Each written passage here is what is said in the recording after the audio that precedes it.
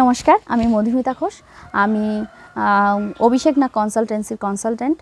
তো আমি আগে একবার আপনাদের লাইভ বিয়ারার ফিশ নিয়ে যারা সরাসরি বাচ্চা দেয় এই ধরনের মাছের একটা টিপস দিয়েছিলাম। সেখান থেকে একটা উঠে এসছে একটা ভালো একটা থিম, সেটা আমি আজকে একটু আপনাদেরকে টিপস দেবো। যেমন গাপ্পি ফিশ। গাপ্পি ফিশ আপনারা সবাই শুনে থাকবেন, সরাসরি বাচ্চা দেয় শুধু না, এ কিন্তু আরও একটা আমাদের এনভায়রনমেন্ট কন্ট্রোলের একটা কাজ করে। সেটা কি করে? গাপ্পি অনেকেই জানি আমরা, গাপ্পি ফিশ কিন্তু লার্ভিভোরাস। এরা প্রচুর মশার লার্ভি খেতে খুব পছন্দ করে। এদের প্রিয় খাবার হলো মশার লার্ভি। তো যে বিভিন্ন জায়গায় যেখানে জল জমে থাকে, জল জমা জায়গায় কিন্তু এই গাপ্পি ছেড়ে দিলে প্রচুর পরিমাণে এই বিভিন্ন যে মশা ঘটিত রোগ, ডেঙ্গু, ম্যালেরিয়া, এই ধরনের রোগগুলো থেকে কিন্তু নিরাময় সহজেই করা যায় প্রাকৃতিক উপায়ে। তো তার জন্য সরকার কিন্তু, পশ্চিমবঙ্গ সরকার কিন্তু অনেক বেশি উদ্যোগী এই গাপ্পি ফিশ কালচার নিয়ে।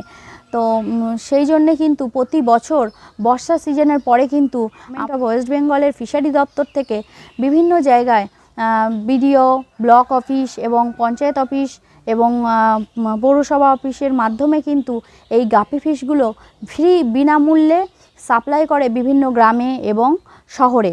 তাতে কি হয়, এটাতে বিভিন্ন ড্রেনে যদি এই মাছগুলো ছাড়া হয়, বিভিন্ন ড্রেন থেকে যেসব মশা বা মশার লার্ভি উৎপন্ন হয় সেগুলো কন্ট্রোল করার জন্য কিন্তু এটার একটা বাজারে বিশাল ভালো ডিমান্ড আছে। বছরে 1 থেকে 2 বার কিন্তু এর ডিমান্ডটা খুব ভালো পাওয়া যায়। তার জন্যে কি হয়, এই মাছটা চাষ করতেও খুব একটা খরচা নেই, একদম মানে লোয়েস্ট কস্টে বা ফ্রি অফ কস্টে এটা চাষ করা যায়। কিন্তু এর থেকে প্রচুর লাখো টাকা ইনকাম করা যায়।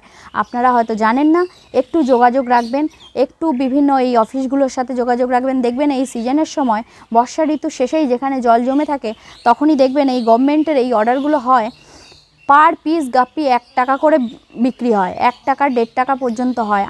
আমি ফিশারি দপ্তরে আছি, WBCADC ফিশারি দপ্তর, আমাদের দপ্তরের মাধ্যমেই আমরা লক্ষ চারা কিন্তু SHGর মাধ্যমে বিভিন্ন গ্রামে বা শহরে এগুলো আমরা সাপ্লাই করি। এবার এগুলো আপনি সরকার ফ্রি অফ কস্টে সাপ্লাই করছে, কিন্তু সরকার তো এটা বেনিফিশিয়ারি বা চাষিদের থেকেই কেনে।